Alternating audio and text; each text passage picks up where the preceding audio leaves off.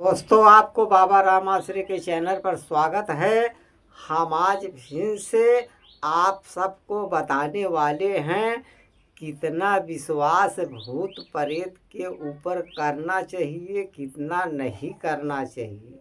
यदि घर में कोई संकट हैं, जैसे किसी की तबीयत खराब हो रही है, 2 4 6 बार दवा लाने से नहीं आराम पड़ रहा है मेरे भाइयों, फिर भी आपको भागने की आवश्यकता नहीं है। जो आप ओझाई सुखाई के चक्कर में भागते रहते हैं, अपने आप को भी परेशान कर डालते हो। जो पैसा कौड़ी खर्चा होता है उसकी कोई बात ही नहीं है।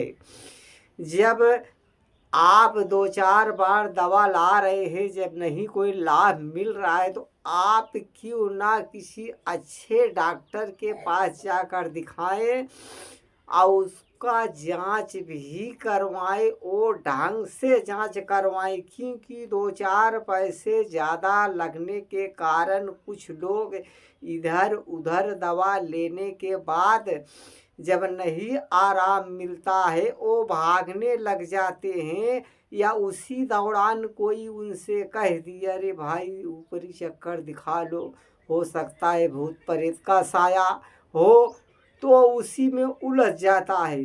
जब वो गुनिया के पास जाएगा किसी, तो उसको अनाप शनाप कुछ गुनिया कुछ बता देने के कारण उसका दिमागी बैलेंस और घूम जाता है कि फला आदमी बता रहा है इतना दाना बीमारी है।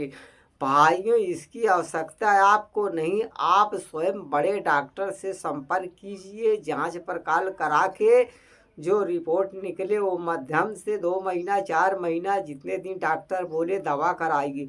जब उन सब चीज़ों से नहीं आराम हो रहा है, फिर भी तो आपको भागने की ज़रूरत नहीं है। जो आप भागते हैं तो वही कार आप पूरे श्रद्धा के साथ, इतराम के साथ बैठकर अपने ही घर में बैठकर अपने मालिक की वंदना आप कर सकते हैं। कि एकांत में आप बैठ जाइए, अपने परिवार के साथ में बैठ जाइए। जिसे तकलीफ चल रही है या घर में सबके ऊपर समस्या चल रही है, आप अपने ही घर में बैठकर आप मालिक से वंदना कर सकते हैं। हे मालिक, तू मेरी बिगड़ी को बना दे। तूने दुनिया में भेजा है तो वादा किया है, आए मेरे भक्त तू जा, मेरी भक्ति जो करेगा, जो हमसे मांगेगा मैं उसे दूंगा। हे मालिक, तूने वादा किया था, आज हमें तेरी आवश्यकता है। मालिक, मैं तुझसे विनती कर रहा हूँ, तुझसे प्रार्थना कर रहा हूँ। तू चाहेगा तो एक पल में मेरी बिगड़ी को तू बना देगा, क्योंकि तेरे लिए आसान है, मेरे लिए दुश्वार है। मैं नहीं कर सकता हूँ मगर तू कर सकता है। मैं तो सर से पांव तक गुनहगार हूँ। मालिक के सामने इस तरीके से जब आप दुआएं मांगेंगे कि जितने दिन भटकते हैं, हफ्ते 10 दिन 15 दिन, या खाने के बाद 10 मिनट वेट करना, अपना बैठ जाना, मालिक से वंदना करना, तो इसमें बहुत बड़ी ताकत है। समझ रहे हो कि नहीं? जो आप गुनियाओं के पास भाग रहे हो और मालिक तुम्हें भगा रहा है, बहुत कम है जिसका उद्धार हो जा रहा है। जो बातें मैं बता रहा हूँ, यदि इंसान अगर उस पर गौर करेगा वो जिंदगी में कभी भी परेशान नहीं होगा।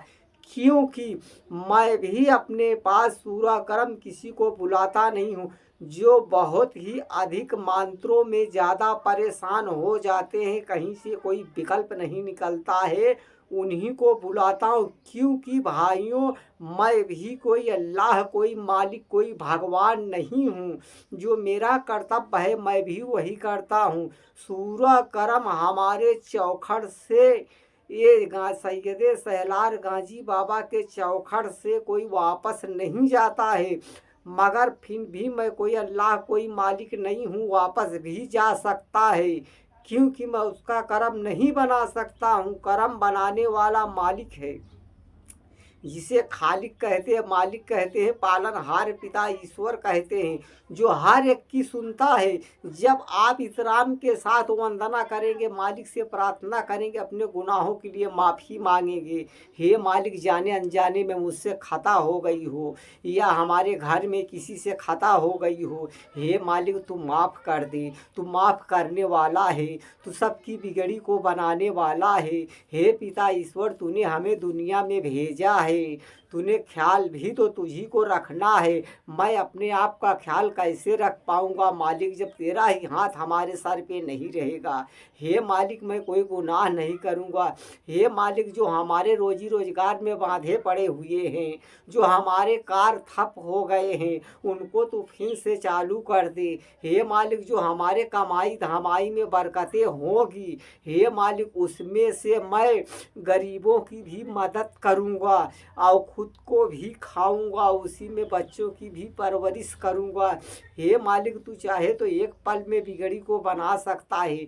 आप इस तरीका रोकर गिड़गिड़ाकर अपने ही घर में यदि आप वंदना करेंगे, क्योंकि आप जानते हैं मालिक का वास हर प्राणी के अंदर है। स्वयं अगर मालिक नहीं रहेगा इसके अंदर, क्योंकि यही मंदिर है, यही मस्जिद है, यही मालिक का सही स्थान है। मालिक ने जब दुनिया बनाया था इंसान के रूप में, खुद हो लिया उसी में।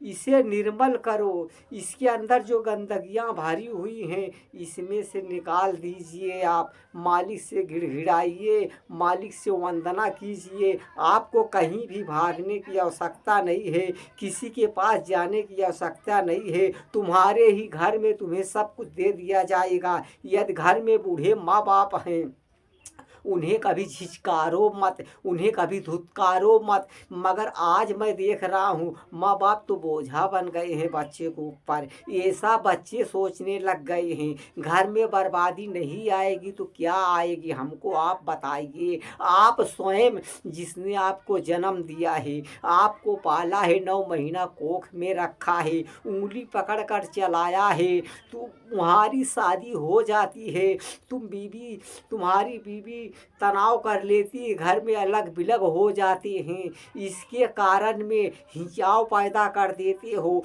तुम लोग आपस में हिंचाव पैदा करते हो, इस तरीका हिंचाव पैदा करते हो, घर में फूटन हो जाती है। जो बूढ़े माँ बाप है उनका भी सेवा नहीं कर पाते हो। ये पाप नहीं है तो और क्या है, धीरे धीरे करके ही पाप। तुम खुद स्वयं अपने मालिक से दूर होते चले जाते हो। जब माँ बाप से दूर हो गए तो मालिक से भी दूर हो जाओगे, क्योंकि मालिक ने हर जगह नहीं मालिक पहुंच पाता। इसके लिए तो मालिक ने माँ को बनाया, बाप को बनाया, ताकि माँ बाप के माध्यम से तुम्हारी और हमारी परवरिश वो कर सके। इसके लिए ज़रूरत है, यदि घर में माँ बाप हैं तो उनकी वंदना कीजिए, उन्हें झिझकारिए मत। माँ मालिक का एक रूप माँ है, जिसे ईश्वर कहते हैं, उसी का एक रूप माँ है। जो माँ बाप की वंदना करता है, जो माँ बाप की खिदमत करता है, उसके घर में आई हुई मुसीबतें भी टल जाती है। देव देवता के यहाँ जब जाता है,